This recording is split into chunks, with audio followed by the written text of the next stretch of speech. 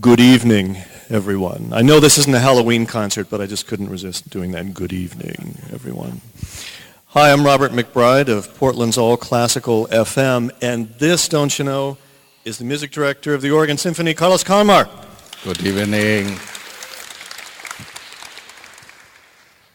Welcome, everyone. Thank you for being here. And a special welcome to everyone who's watching our video feed tonight, which is live to our website, allclassical.org. And it will also be archived there, so all of you could watch it again tomorrow if you want. You could hear yourselves applaud at home on your computer. Speaking of videos, you, the Oregon Symphony, have a nice video on your website where you and a few members of the orchestra talk about the season and what it's like to be in the Oregon Symphony. It's nicely done. Way to go. Well, thank you very much. We had a lot of fun doing that. Yeah, good. You haven't done it before, have you? No, nobody came up with the idea. I don't know why, because I think it's always nice when you go, everybody has a web page on our day.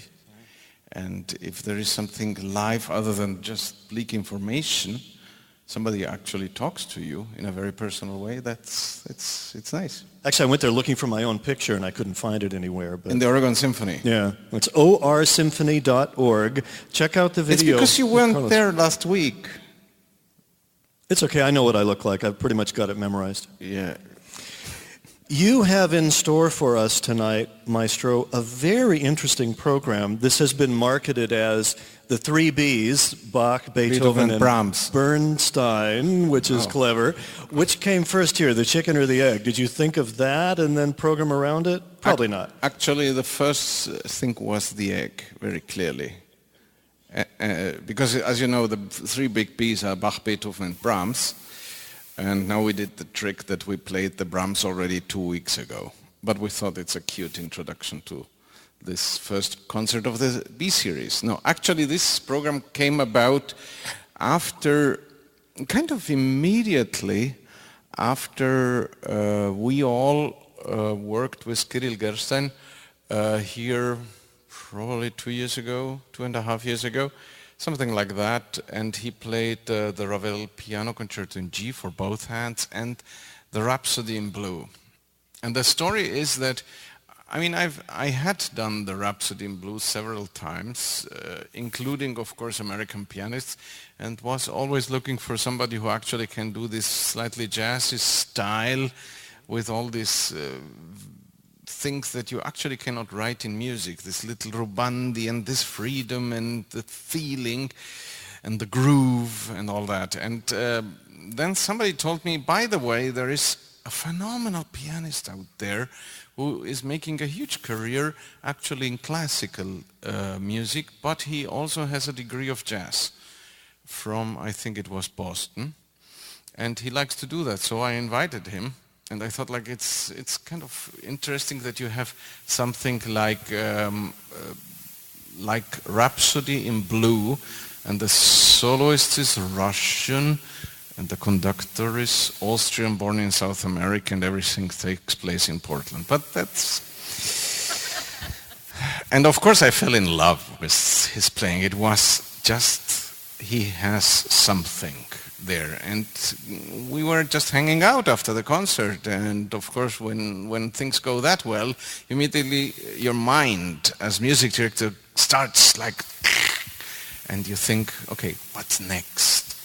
And of course I could have told Kirill all the wonderful things that he could play, from the Mozarts to the Beethoven, the Rachmaninoff, the Tchaikovskys, you name it, it's probably in his rep.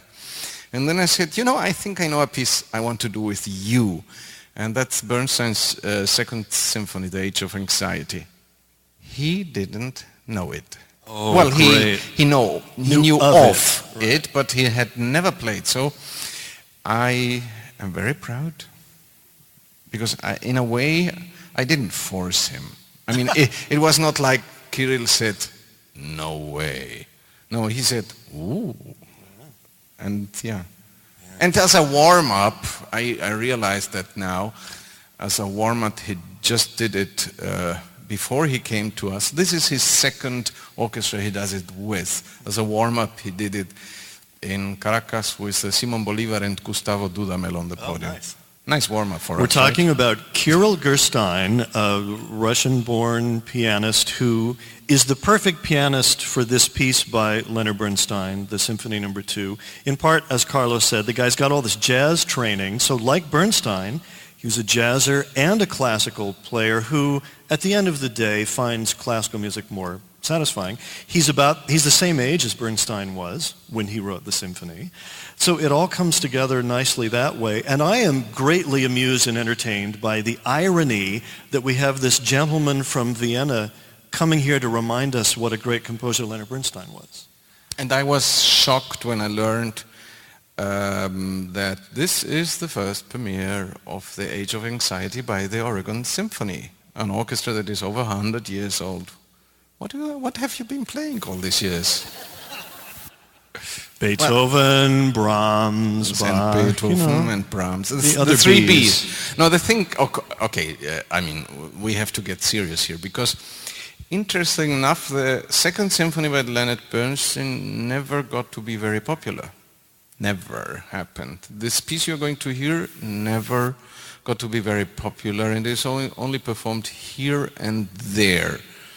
Reasons, aside from the ones that I don't understand, are probably that the music is not exactly what you expect when you hear the name Leonard Bernstein. Because, see, we all have this perception, when we hear Leonard Bernstein, we think, oh, fun, Broadway, let's go. And actually, there is considerably more to Leonard Bernstein than only that. Actually, the three symphonies have nothing to do with Broadway. They have mostly to do with the idea of faith, religion, all of that. And of course, we all know that aside from all these Broadway musicals that he wrote, and that are absolutely the top of what you can write for Broadway, he also wrote brilliantly for movies. I mean, The Suite on the Waterfront is one example out of many. But then he writes this symphony. It's a symphony, but actually it's a piano concerto, which means it's neither. It's not a real symphony because there is a piano, and it's not a piano concerto because it's not displayed in such a way like a classical piano concerto. And on top of that, it has quite a great meaning to Bernstein himself, and I assume to all of us who listen to this piece. So the lack of popularity of the piece is also attributed to the fact that the piece is very serious, and at times, I would say, has some harshness. It's a little, and in a way, when we were rehearsing the beginning of the piece, which starts extremely soft-spoken, and then the first entrance of the flute happens, and it's labeled, it has to be pianissimo, and our phenomenal flute player David Bach played a little louder than it's necessary, just a hint, and I said to him, David, it's too much sound, I need already to be depressed here. So imagine how you feel when a piece like this starts and you want to be depressed from the get-go. Now, let me just say something here. Well, first I want to ask you a question. How many of you have ever heard the Symphony No. 2, The Age of Anxiety by Leonard Bernstein? Wow, just a handful of hands. Okay, so you're in for a really interesting experience tonight. You've seen the Edward Hopper painting that shows the diner in the city at night, very bleak, a few people in it, they're not really paying attention to each other. It's just this, it's a crisis of faith in a painting. That might be the image to have in your mind as you go into the piece, though it doesn't end that way. And it's jazzy along the way. There's even a 12-tone bit along the way that kind of sounds like Alban Berg. It's got some Copland influence, some Gershwin influence. And it certainly sounds like Bernstein at the end. It absolutely sounds like Lenny Bernstein more than anybody else. The thing is, now we have talked 5 minutes about the piece and we have never mentioned the name H.W. Auden, who wrote the poem titled The Age of Anxiety, which won a Pulitzer Prize, and immediately Bernstein was working on setting this to music, so he must have had one of the first copies of it. Did you see the political cartoon the other day? Ooh, politics, dangerous. Showed President Obama sitting at his desk and his wife is standing in front of him and he looks at her and says, "Could I write the Christmas letters this year? I'm hoping for a Pulitzer." But I digress. The thing with the Auden poem is, of course, when preparing for this concert, I looked again where to find it, and it's not one of those poems that you can easily find in the internet because it's longer than what you expect. It's, I think, a poem 80 pages. Did you read it? No, I didn't find it. Which means, as I am in the town of books, I have to go just over to where we all go, Powell's bookstore, and they will have many of them, just to learn something. So, the story of the poem is a story of 4 people who gather at the bar during the kind of year when World War ended on 3rd Avenue in New York. 4 random people. And that's why I said to David, I need to be depressed at the start of the piece. And they start a little bit talking, and they talk about life. And they discover that life actually, as the poem goes, is in 7 different sections. Let's say it that way. One is childhood, one is youth. It of course ends with death, and there are a couple of problems. The aging is one of them along the line. Then the second part of the poem is the dirge, which talks about the problems when you have lost what is being called the great father, the great creator. And then all these 4 people, 3 men and a female, end up in the apartment of Rosetta, the female, and they throw a party. And maybe 1 or 2 things happen between the youngest of them, the 2 younger, and it's insinuated in the poem that it is out of the fact that they had a little bit too much to drink. And in the end, they all follow this, they go back to their normal life, but they have this, the outcome is more positive than what you expect. It's not only that you gather, you talk, you go partying, and then everything is exactly like at the beginning that you could do it again. At the end, there is this idea of faith, and yes, there is something bigger than us, and there is an idea, so actually there is hope.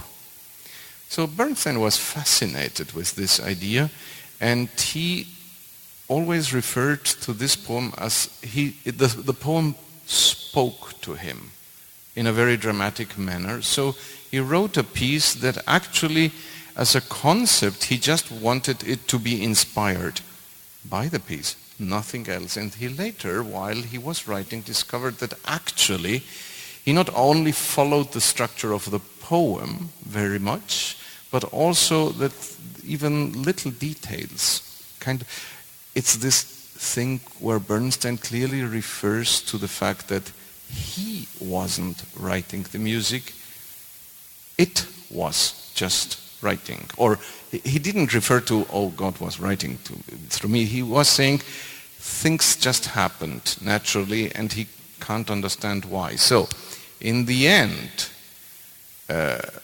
because we both talked about the music being a little bit bleak and in your face, and yes, there is 12 tone in the second movement, but then you have the movement called Masks, which is the party. And that is jazzy. It's like hearing Oscar Peterson taking off. It's incredible. It's incredible. It's all written out. And then you hear at the end, when this idea of faith comes, you hear what we all cherish as this typical Bernstein positive outcome in his music, this chorale-like, very moving, very positive, very American music. So in the end, it's a great ending to a phenomenal piece of music. And a piece that's really going to captivate you tonight, I think. Are you going to be bringing us the Third Symphony by Leonard Bernstein someday? Well, the Third Symphony is a little bit of a problem because it requires major forces. It's the Third Symphony, Kaddish, great piece. Well, it only has a huge chorus, and it only has a children's chorus, and it only has a huge orchestra, and it has an actor. This is Bernstein doing his Mahler impersonation. He loved Gustav Mahler's music. By the way, there's kind of an autobiographical aspect to this Second Symphony. Bernstein was not the conductor at the premiere, he was the pianist, and he said that the piano was kind of representing him in this exploration of faith and destiny. Which is understandable, because I remember that when I was still in high school in Vienna already, I remember that there was this guy from America, Leonard Bernstein, coming to Vienna, Phil, conducting all these programs, specifically Mahler, and he always said, when I conduct, I feel like I wrote the piece. That's just him. He always gets so much into it. So it's fun, great musician. Do you ever feel that way when you're conducting a piece? Boy, no. No, I can't. I mean, I can't not even, well, I never attempted to write music. Everything that I even attempted, I destroyed. It's for the garbage. Well put there. A lot of other composers probably should have done that too, actually, but Bach and Beethoven are not among them. This Actually, yes. You're not going to talk about my music now, are you? No, the thing with Beethoven, so let me scratch the holiness of this monster. The Symphony No. 7 has something to do with Napoleon, of course, as well as the Symphony No. 3. And the Symphony No. 7 was written alongside with Wellington's Victory. Probably the worst thing Beethoven ever wrote. Garbage can, please. Well, please, if you don't know Wellington's Victory by Beethoven, do not listen to it. It will not destroy your picture of Beethoven. Beethoven for me is so much up there, but it's so fascinating to see that for one reason or the other, this man, at the peak of what he could actually, and what is humanly possible as a composer, could manage to write pieces that are actually really bad music. I think, at least to my mind, he wrote in orchestra exactly 2 bad pieces, and over 100 that are just like... All right. What's the other bad piece? The Consecration of the Halls. Okay, yeah, I know, we can get into an argument, but we have to talk about... Okay. Yeah, Symphony No. 7 and the Suite by Bach. I love the Symphony No. 7. Bach actually is one of those composers, I never found any note that is like... by Bach, never. Speaking of the notes in the Bach, there is a wonderful recording of this orchestral suite No. 4 by Bach by the Oregon Bach Festival Orchestra with some great ornamentation in it added by the oboist Ingo Goritsky.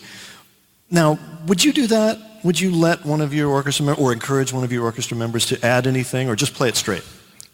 We play it straight for the most part. See, the thing is, if you do that, you have to have an ensemble that is so used to play that style of music all the time, then you can do it. But we are a classical trained orchestra, and whatever the reasons are, on our days classical orchestras do not touch Bach and Handel. So thank you for touching it. It's and I remember always referring to Bach and Handel because don't ask me why, but it just happened over the course of, let's say, the last 25, 30 years that Bach and Handel are being left to all these Baroque specialists that play period instruments, which, by the way, I adore. I adore that sound. But I always said, I'm not going to leave this brilliant music just to them, to have fun. I want to have fun myself. But the thing is, in terms of ornamentation, it takes a while. I love having the Bach Orchestral Suite No. 4 and the Beethoven 7 as bookends on this concert because they're both so joyous and so fun and energetic and energizing. The Bach is a grand French-style overture followed by a series of dances. The Beethoven Symphony isn't really dance music, but it's very, very rhythmic. And Wagner, perhaps when he was drunk, described it as the apotheosis of the dance, which I don't know what that means exactly, but it has stuck to the symphony. And they're both such great pieces. This is just a marvelous concert. Thank you.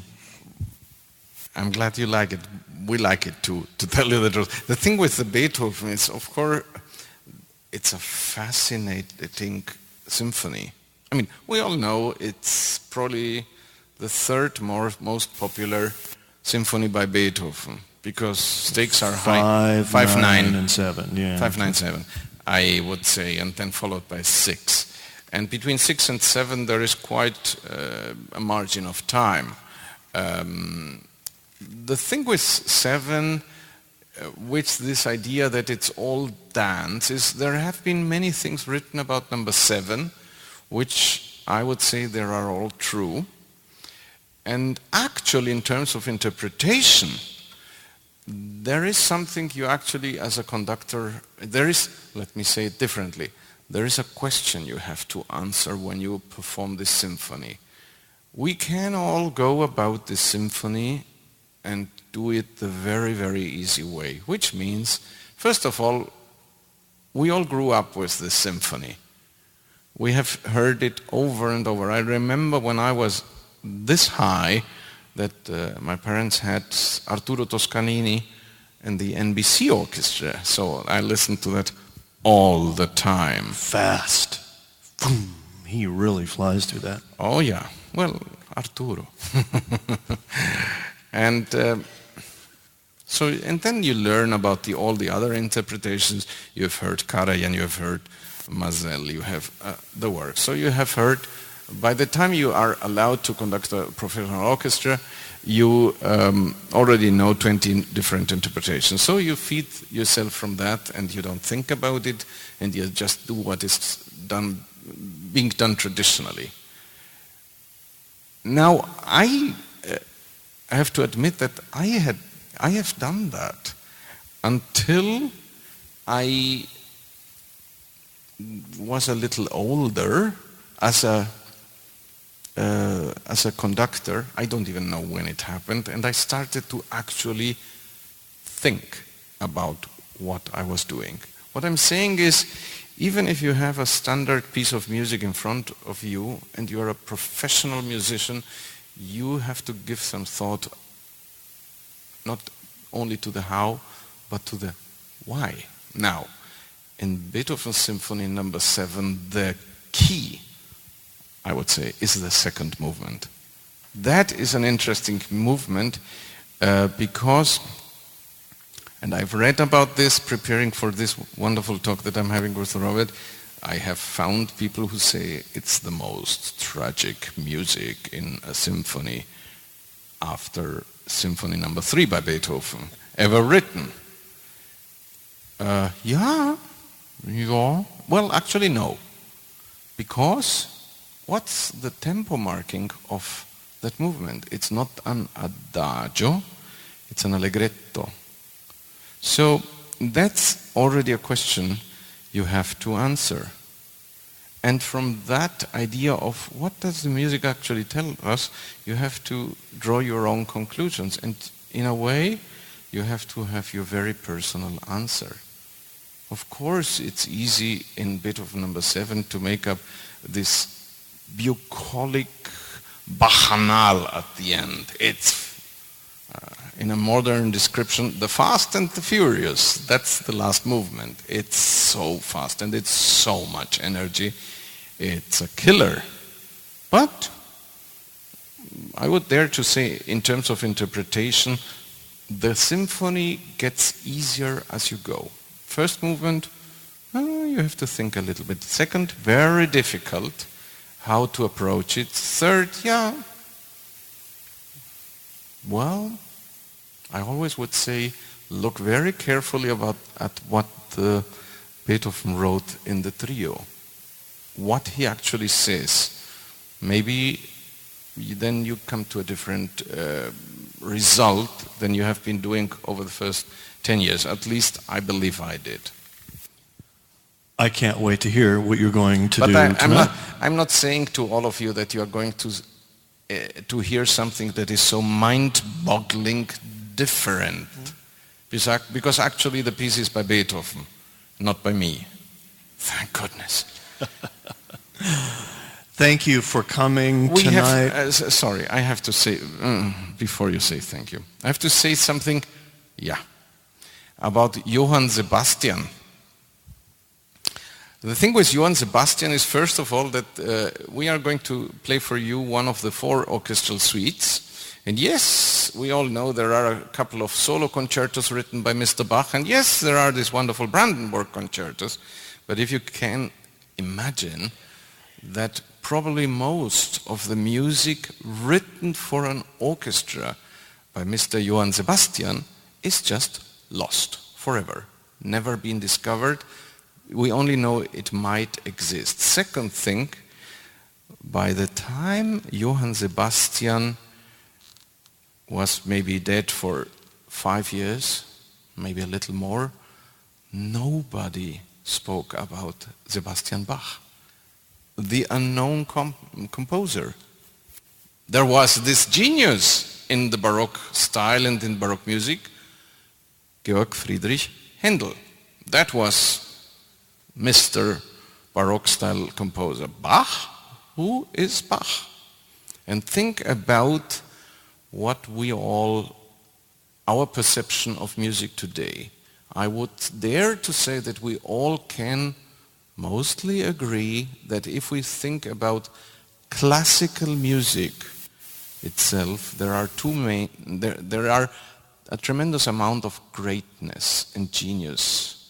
And for sure Beethoven is one of them, who is very high up on the mountain. But on the peak of the mountain, interesting, I would say, Mozart and Bach. Doesn't matter who comes first, because this is not a competition. But to think that Bach was absolutely not well known when he died, and that most of his music he just wrote for us to have fun. No meaning. Just let's enjoy the moment. Let's play the suite number 4 at a garden party. That's all there is. That is fascination by itself. Because nowadays we sit there, we enjoy the moment, we are very silent, and we are in awe.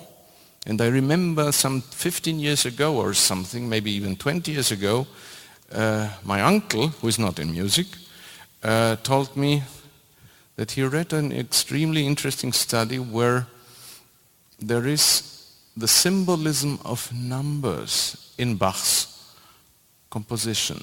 Bach's music is so perfect that mathematicians can explain it. Bach's music always was so perfect. So in a way, I would say we start this B series for the Oregon Symphony with the most naturally fascinating composer there ever existed. Nice speech, thank you. That was worth hearing. Thank you. All right, we have to stop. The orchestra needs to warm up. You've got half an hour to make a new friend, have a glass of wine, maybe go to the Classical Millennium table in the lobby and buy some CDs. They'll have recordings of all these pieces. Thank you for watching our video stream tonight at allclassical.org, wherever you may be around the world. And the video will be archived at allclassical.org starting tomorrow. I'm Robert McBride. He's Carlos Kalmar. Thank you. Thank you.